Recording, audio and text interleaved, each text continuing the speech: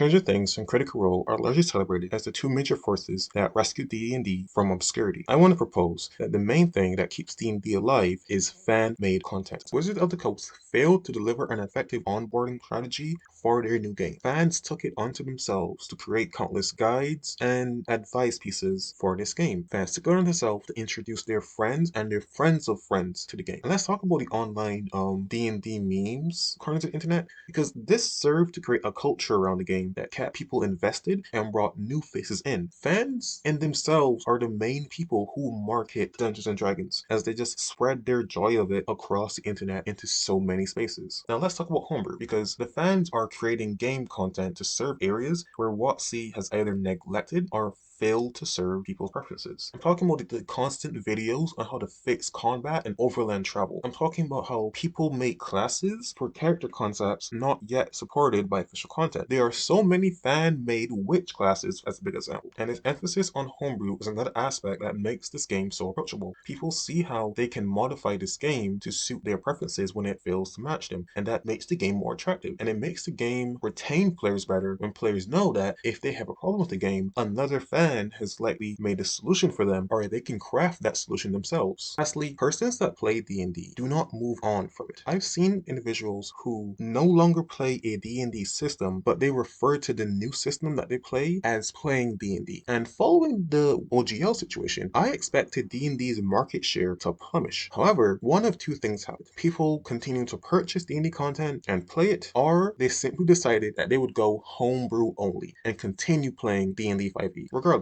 both of these people serve to keep D&D on top, and they continue to promote new people to enter the D&D player base. Wizards of the Coast has to count themselves insanely lucky that they have a community dedicated to seeing this game's success.